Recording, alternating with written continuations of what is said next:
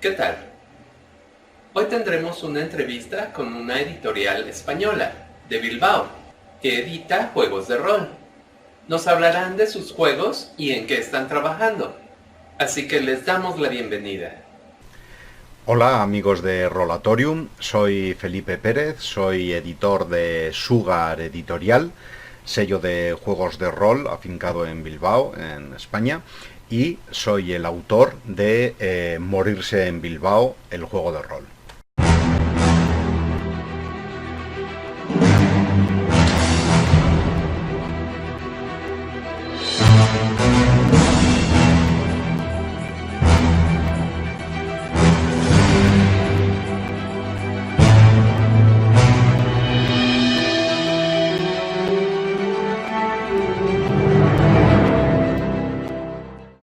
¿Desde hace cuánto tiempo juegan juegos de rol? Yo llevo jugando más de 30 años a rol, desde que los primeros juegos de Jockey Internacional pudieron obtenerse en castellano por aquí. Aquellos Señor de los Anillos, el MERP rojo, la primera llamada de Tulu, Star Wars, etcétera. Eh, y desde entonces he sido jugador habitual, con momentos en los que quizá hemos jugado más o menos, pero ininterrumpidamente desde luego como jugador y sobre todo como director. Además de crear juegos, ¿qué más hace su grupo en términos de rol? En la editorial y en mis grupos de juego regulares solemos jugar normalmente semanalmente, no solo a nuestros juegos favoritos, también nos gusta probar otros sistemas y ambientaciones nuevas, por diversión y para aprender también. Y fuera de nuestro propio juego solemos participar sobre todo en eventos, llevando nuestros juegos para presentarlos en mesas con nuevos jugadores, con jugadores que quieren conocerlos, y organizar partidas en jornadas a lo largo pues, de diferentes ciudades del estado. Y sobre todo este año, debido a la pandemia, pues muchas de estas jornadas han sustituido por jornadas online, eventos en los que también hemos pues trasladado nuestras partidas y nuestras presentaciones para jugar con jugadores de todo el mundo, lo cual por otro lado pues también ha sido una satisfacción, porque nos ha permitido ver los puntos de vista y las apreciaciones que nos podían hacer jugadores con otra óptica, ¿no?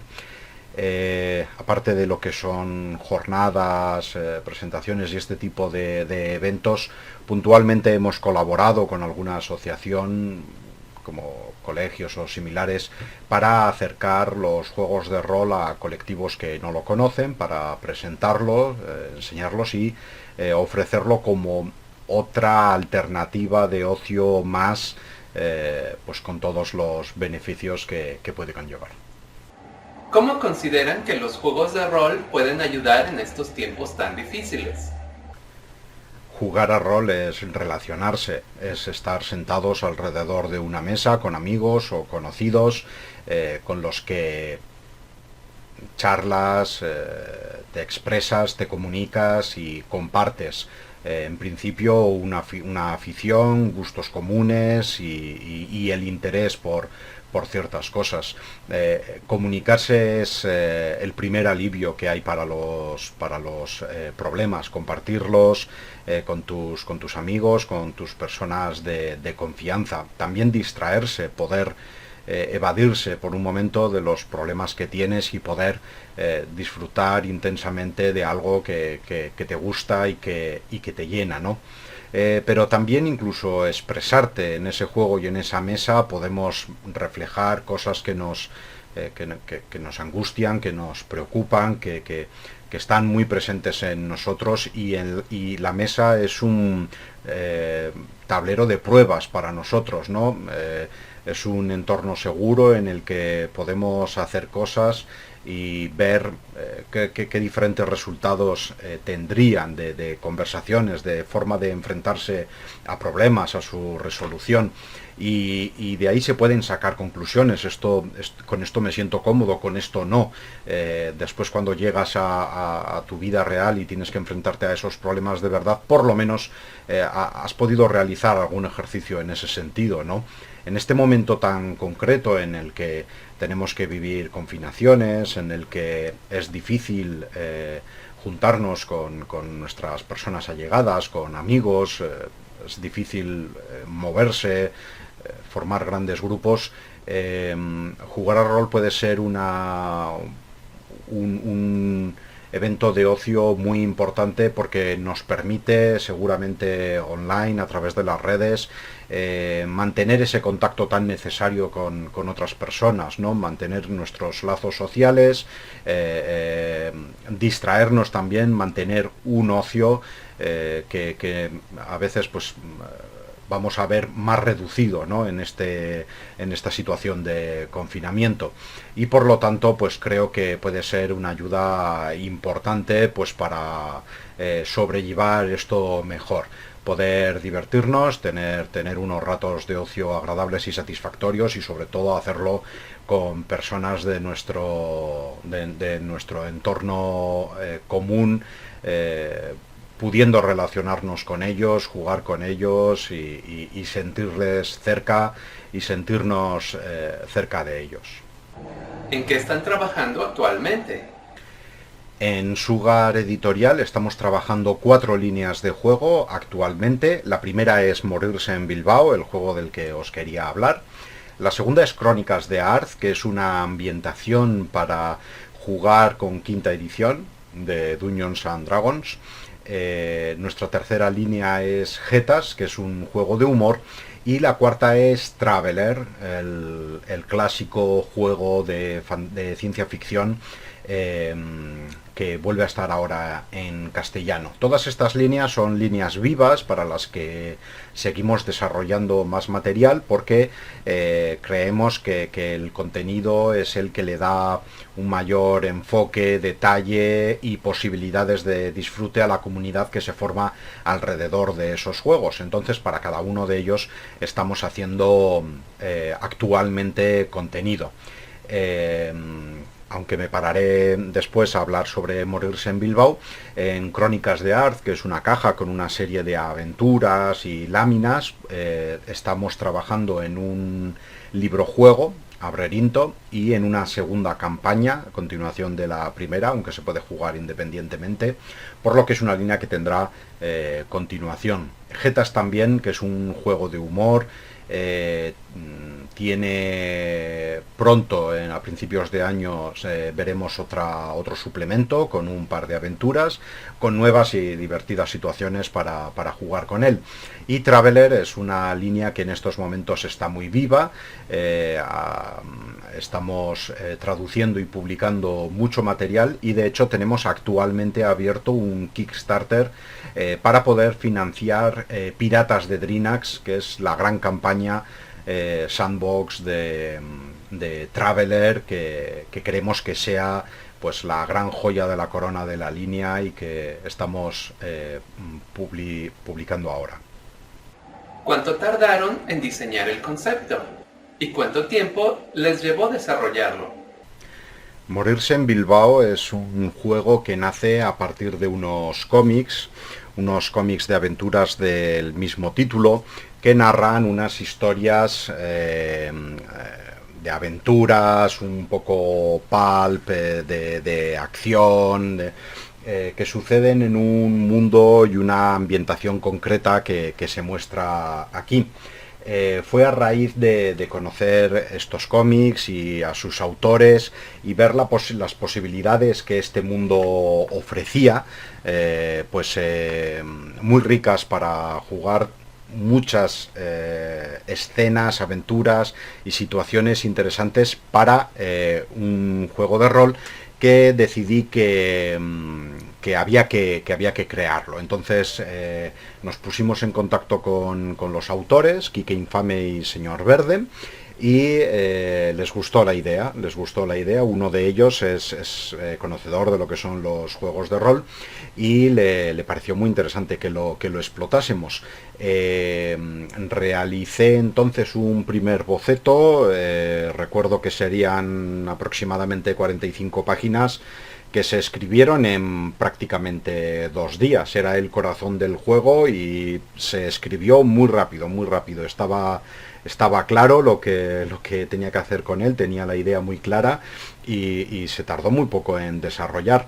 Después, cuando ya nos pusimos de acuerdo sobre el producto que tenía que salir, tomé la ayuda de un compañero, Yagoba Escánez, que me ayudaría a escribirlo y a depurarlo.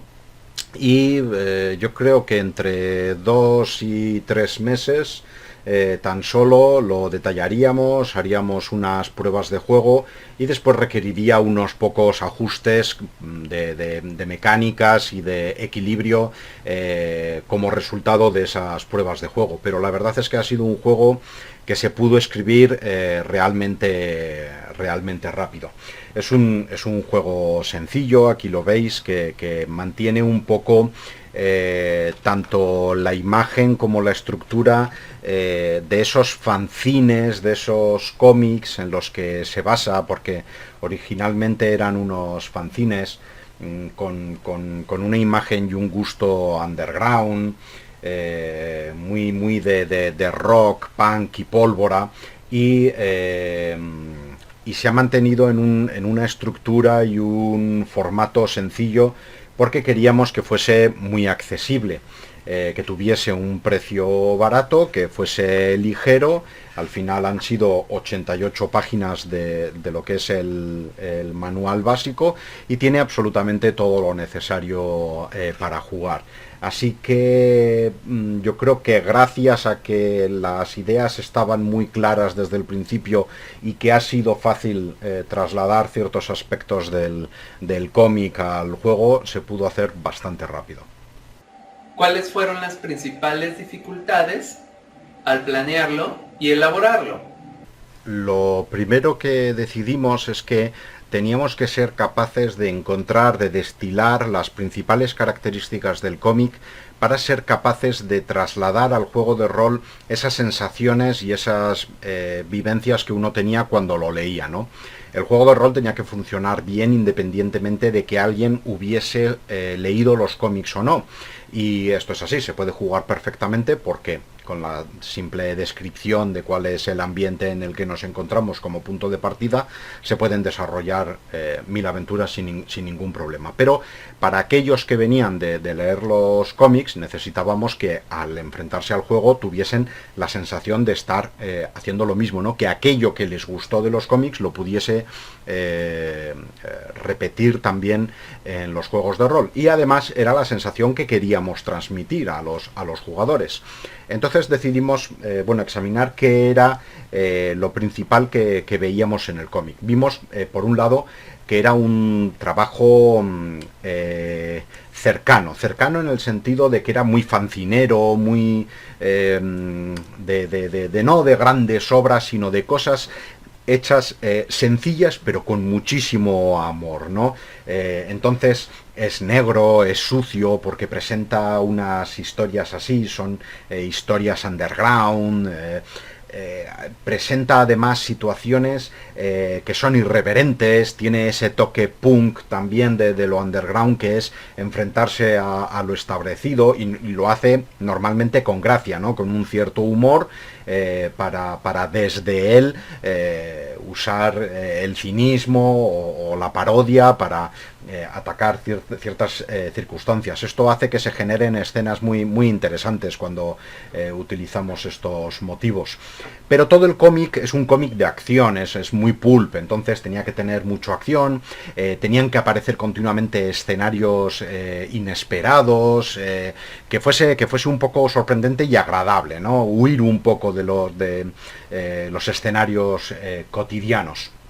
Entonces, y por último, por cierto, tenía una protagonista, Leire Riscal, muy carismática, que llenaba completamente las páginas. Eso es otro detalle que no podíamos obviar. Entonces, sacando estos conceptos, dijimos, vale, ¿qué resumimos de aquí? Sacamos tres cosas, tres características importantes. El primero es que tenía que tener un sistema sencillo y ágil. Normalmente en un cómic vamos pasando viñetas y pasan cosas rápidamente. Entonces en nuestras escenas tenía que pasar lo mismo. La acción tenía que fluir, los jugadores tenían que ver a sus personajes haciendo algo en un momento, que se muevan, que hagan otro en otro sitio y que sea ágil, que eso se mueva con fluidez, sin demasiados encorsetamientos ni cosas complicadas que lo ralenticen. Por lo tanto, se optó por un sistema muy sencillo que utiliza 2 dados de 6 a los que solo hay que sumar el valor de un atributo y solo hay 3 atributos en el juego: tocho, hábil y espabilado. En función de cómo queramos que nuestro personaje resuelva una acción, cogeremos ese valor, lo sumaremos a 2 dados y hay que alcanzar la dificultad de 10. Es decir, buscar una simplificación lo mayor posible. Después, si es cierto que existe alguna mecánica extra, el uso de habilidades, la aparición de ventajas o desventajas, tal, que es ya la posibilidad pues de detallar más o de darle más importancia a una escena y que podamos vivirla en más detalle. Pero la base de todo el sistema, de todo tipo de resolución, era esa. Tenía que ser ágil y sencilla. Nos íbamos a mover además en una ambientación con muchísimas posibilidades, iba a pasar de todo, podíamos tener aventuras de exploración, aventuras de combate, de investigación, de espías, en fin, un montón de cosas. Y entonces el sistema tenía que ser capaz de adaptarse a todo eso. La segunda característica era que queríamos que tuviese mucha narración. Si esto viene de un elemento como es el del cómic, en el que se nos cuenta una historia muy visualmente, aquí no podíamos dejar que recayese todo en la labor del director de juego y queríamos que el resto de los jugadores también participase de la narración. Entonces, los resultados de las acciones dan pie a que los propios jugadores puedan decidir de qué manera aparecen oportunidades y peligros para sus personajes y que ellos mismos las propongan. Después, si la mesa está de acuerdo, pues se acepta y así va avanzando. De forma que es también sorprendente e inesperado para todos. No está, digamos, constreñido a la idea que tiene el director de juego de por dónde va a tener que ir y da pie a que sucedan más cosas interesantes. Por lo tanto, al final, pues es también más sorprendente. A estas mecánicas de ventajas y desventajas se le une, por tanto, este apartado importante narrativo en el que participan los jugadores, que es el de oportunidades y ventajas. Luego hay un uso de tokens para poder variar la narración, un uso de tokens que se mantiene un equilibrio entre el director de juego y los jugadores, que permite, bueno, pues que si se le están poniendo las cosas muy difíciles en un determinado momento, tengan herramientas con las que solucionarlo, pero si lo están solucionando muy fácil, el director de juego pueda sorprenderles o ponerles alguna dificultad por el camino para intentar equilibrarlo, pero sobre todo con la idea de que la historia sea interesante, de que modifiquemos un poco artificialmente, pero mecánicamente contado con estos contadores, que la historia tome tintes interesantes, que sea divertida y que no por estar encorsetada a unos números o que se ha llegado a una situación no se pueda hacer algo que resulta mucho más interesante para la historia, ¿no?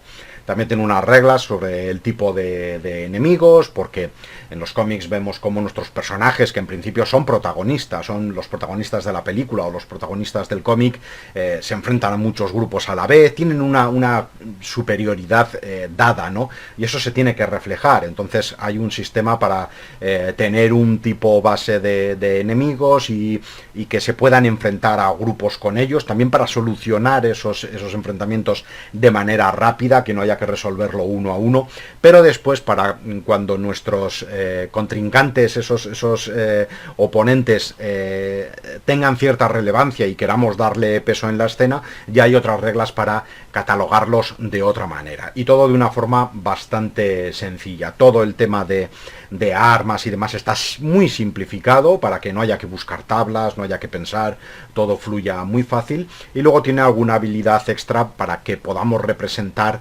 cosas como son las persecuciones o cosas similares que siempre resultan interesantes en cosas de acción. Y la tercera característica que habíamos rescatado, que era el gran foco que tienen los personajes, su gran carisma, pues lo teníamos que trasladar también aquí. Necesitábamos que los personajes de los jugadores fuesen los protagonistas de la historia, y para eso queremos saber más de ellos. Queremos que ya pasen de ser unos simples números en una ficha a que tengan 3 dimensiones, a que tengan personalidad, características, y para eso se utiliza el sistema motor de emociones del juego La Puerta de Istar, y que lo que nos hace es dotar de un sistema sencillo pero muy potente, con unos adjetivos que nos van a permitir definir un poco a nuestro personaje de una forma tanto positiva como negativa, y el jugador tiene la opción siempre, en todo momento, de utilizar esos rasgos a su favor o en su contra, con diferentes sistemas mecánicos, y un sistema de retroalimentación que hace que vayan moviéndose los puntos, ganándose y perdiéndose en la ficha. Este sistema lo que busca es que esa personalidad del personaje, valga la redundancia, esté presente en las acciones que haga. Es decir, durante la partida estemos viendo cómo es él, porque actúa de forma correspondiente a eso. Entonces le da mucho color, los hace muy protagonistas de la historia, y además da también siempre pie a situaciones muy divertidas y muy interesantes. ¿Qué fue lo más sencillo del proceso? Lo más sencillo, sin duda, era toda la parte que ya estaba hecha. La ambientación estaba creada, disponíamos de muchas ilustraciones, y aunque se hizo alguna exclusiva propia para el juego, se hicieron ilustraciones para la pantalla de juego, por ejemplo, con diferentes escenas del mundo que resultasen evocadoras. Para algunos suplementos también hemos utilizado imágenes nuevas, pero ya teníamos un rico bagaje que le daba color y que transmitía una idea muy vívida de qué es lo que había. Por lo tanto, esa fue sin duda alguna la parte más sencilla. Y también un poco, bueno, aunque antes he comentado que la parte difícil era trasladar bien las principales emociones que se obtenían del cómic, también es un trabajo ya hecho, un trabajo fácil, el hecho de que no tengas que plantearte de cero qué quieres hacer en tu nuevo juego, ¿no? Tienes que encontrar un sistema y una mecánica que se acople bien a eso, que lo fortalezca, que haga que suceda más y se viva así en la mesa, pero está ya elegida, por así decirlo, y estás de acuerdo de antemano. Por lo tanto, la parte más sencilla del proyecto ha sido pues encontrarnos con este mundo tan rico para jugar sobre él. ¿De qué trata su juego? Bueno, ¿qué es Morirse en Bilbao?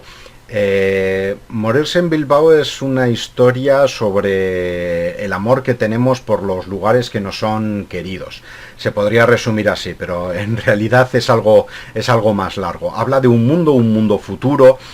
Hablamos del año 2136, pero es un mundo en el que para llegar a ese año han pasado un montón de cosas. La más importante seguramente es que ha habido un gran cambio climático, ha habido un deshielo de los polos y de los grandes glaciares de las montañas, y el nivel del mar ha subido enormemente, de forma que todas las ciudades costeras están sumergidas. Hay un montón de ciudades. Berlín es una isla, ciudades como Viena o Bilbao están bajo una cúpula bajo el mar, etcétera. Pero no solo eso, ha habido otras 2 guerras mundiales, y la última de ellas tan solo 15 años antes del momento en el que nosotros nos presentamos, ¿no? Cuando sucede el cómic, pero también cuando van a suceder las aventuras de nuestros personajes. Y en estas en esta guerra mundial se han enfrentado 2 enormes potencias, que una de ellas es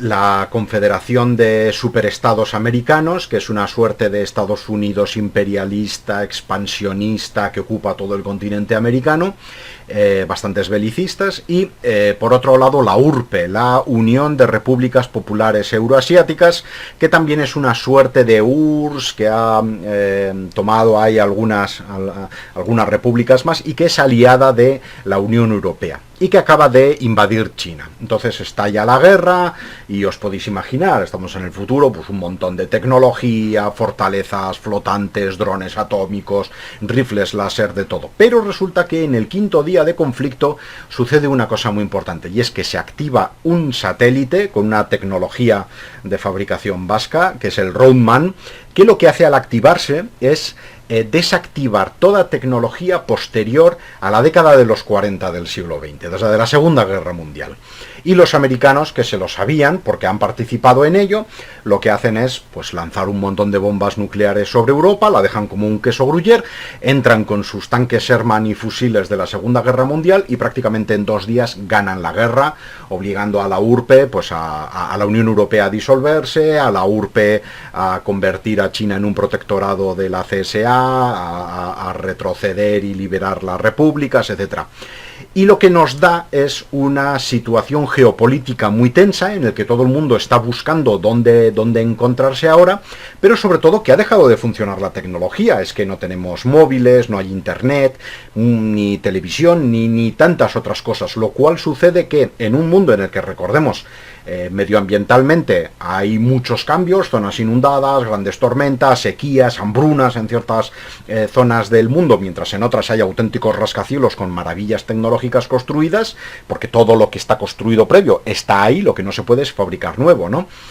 Pues resulta que en esa situación muchos gobiernos lo que no tienen es herramientas para controlarlo, porque no tienen comunicaciones, no tienen forma de estar en todos los sitios que estaban antes a la vez, etcétera, etcétera. Y esto da pie a que nuestros canallas, que son los personajes con los que jugamos, vivan en un mundo en el que estarán en medio de una escala de grises, ¿no? Tendrán que ganarse la vida de alguna forma que muchas veces pues cruzará la línea de lo legal o de lo ético. Es posible que sean contrabandistas o soldados de armas o vete a saber hasta dónde le llevan las aventuras, pero la gracia es poner el foco en este tipo de personas que seguramente lo han perdido todo con estas situaciones y que tienen que buscarse la vida de alguna forma y que se encuentran en este nuevo mundo.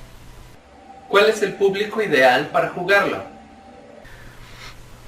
No sabría decir cuál es un público ideal. Prácticamente, y en función de cómo planteemos la aventura y el tono de lo que saquemos en ella, puede ser un juego en realidad para cualquier público. Es posible que le guste más a adolescentes jóvenes en el sentido de la acción y ese carácter pulp, alegre, rápido y tal, pero también es cierto que como tiene muchos matices y muchas llamadas a cosas antiguas de la cultura pop, de finales de los 80, incluso de los 70, al público más maduro también le gusta mucho porque recuerda muchas cosas de películas clásicas de acción o de situaciones un poco así, ¿no? Por lo tanto, yo creo que para cualquier persona a la que le guste la acción, que le guste el cómic y que le gusten los personajes potentes con carisma, puede ser su juego. ¿Hay que tener experiencia en el rol para poder jugarlo? Es un juego que por la sencillez de su sistema, la ligereza del propio manual y del contenido necesario para jugar, es bastante sencillo de aprender y de meterse en él, por lo tanto es fácil acceder a él. Es un juego sencillo, solo con 2 páginas de información uno coge rápido la ambientación en la que nos encontramos, ese escenario que se quiere pintar y que es absolutamente personalizable, y a partir de ahí todas las mecánicas se aprenden en una sesión y a partir de la primera sesión se juegan con fluidez. ¿Con qué elementos debemos contar para jugar Morirse en Bilbao? Para jugar solo hace falta un manual de Morirse en Bilbao, que es un manual sencillo, tiene un precio de 10 euros en físico y 5 en digital, papel, lápiz, 2 dados de 6 o 3 mejor y un par de dados de 8. No hace falta absolutamente nada más. Ganas de pasárselo bien. ¿Habrá versión en línea? Estamos estudiando cómo poder trasladarlo de forma fácil a algún tablero virtual, crear la ficha y poder realizar las tiradas es algo muy sencillo en Roll20, lo tenemos para nuestras partidas diseñado, pero nos gustaría poder darle un empaque mayor, sobre todo en el aspecto gráfico, y hemos estado estudiando cómo implementarlo en Fantasy Grounds o en Foundry. De momento no lo tenemos decidido, pero probablemente a medio plazo lo traslademos a alguna o varias plataformas para que pueda ser jugado. ¿Tuvieron la colaboración de otro u otros grupos de rol? Para hacer Morirse en Bilbao he contado sobre todo con la ayuda de Yago Escánez y todos aquellos que han participado en las pruebas de juego, algunos sí miembros de otros grupos, pero en general todos pues del colectivo, de la comunidad de jugadores cercana a nosotros, así como las jornadas aquí en Bilbao y alguna también fuera, en la que pudimos presentarlo y mostrarlo y evaluarlo o equilibrarlo con los jugadores que participaron. Fueron la ayuda fundamental que tuvimos para redondear el juego. ¿Qué enseñanzas les deja este proyecto? La principal enseñanza que nos deja el juego es un poco, por un lado, la satisfacción con todas las personas con las que entras en contacto y con las que te relacionas. Al final esto es una afición y como tal la disfrutamos en comunidad compartiéndola con otras personas. Es una excusa magnífica para hablar con otros autores, creadores, editoriales, para hablar con ilustradores, maquetadores y todo lo que hay por detrás en el mundo editorial, y también por supuesto con jugadores y directores, ¿no? Y esa es la mayor satisfacción, sobre todo, pues que cojan tu obra, la lean, te comenten lo que les ha parecido, que haya gustado, es sobre todo la mayor satisfacción. Pero hay una característica que a mí me ha gustado mucho de este proyecto en concreto, algo diferente quizá de los otros, que es algo que comentaba antes, que el resumen de este juego es el amor que uno tiene por lo que es suyo o a donde pertenece, y eso se representa de la siguiente manera. Este es un juego que habla de Bilbao inicialmente, pero es solo el punto de origen. En realidad, en el cómic de 5 números que tiene el primer tomo de los cómics, solo el primero y el último suceden en Bilbao y en parte. Y la excusa es que lo que hay en la ciudad de uno siempre nos es más cercano, nos es más fácil de entender y lo conocemos mejor. De alguna forma siempre nos da la sensación de que las grandes aventuras, las grandes historias tienen que suceder en lugares establecidos, ¿no? Los importantes. Esto tiene que pasar en Nueva York, en Londres, en Tokio, no sé. Y no es necesario porque esos lugares acaban siendo como un poco abstractos para nosotros y no nos dicen demasiado en cuanto a que no sentimos una especial relación con ellos, pero nuestros lugares sí, nuestros lugares nos cuentan un montón de historias, de personajes, de leyendas relacionadas, y es muy divertido jugar con ellos, imaginarnos cómo pueden ser en el futuro, cómo pueden haber cambiado, y compartir esas cosas con nuestros jugadores. Hacer una persecución por una gran avenida de la ciudad que conoces tanto tú como tus jugadores da muchas oportunidades, porque ellos se lo están imaginando. Si doy la vuelta en tal esquina me voy a encontrar esta calle que tiene estas características y puede pasar esto, ¿no? Estás añadiendo automáticamente un montón de elementos de riqueza de experiencia y de oportunidades en partida por el simple hecho de que estás utilizando elementos más ricos porque los conoces y son cercanos. Pero es que tu empatía con esos lugares también es mayor.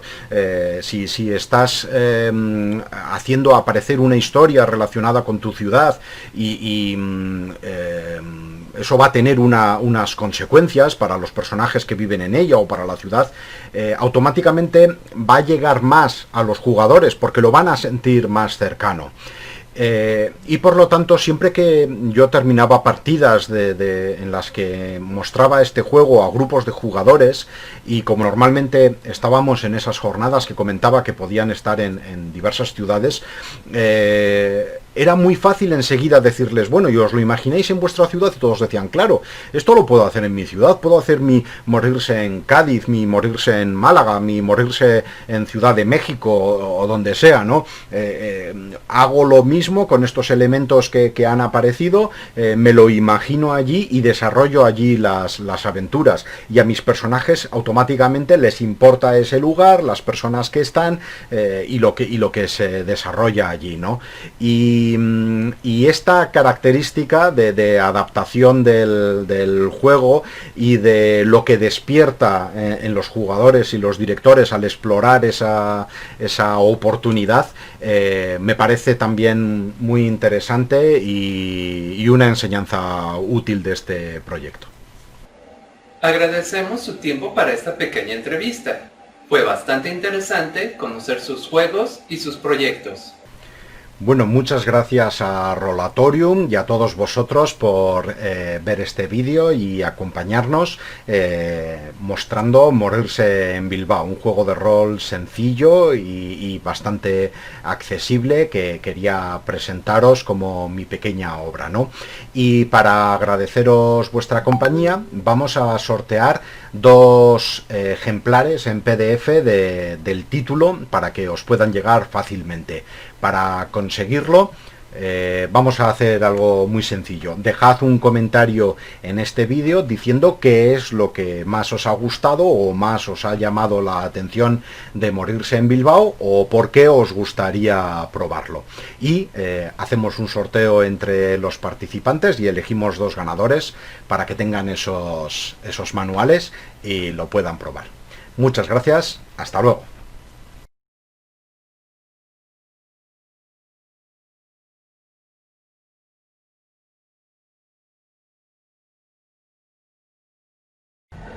Roleros somos y en el camino andamos.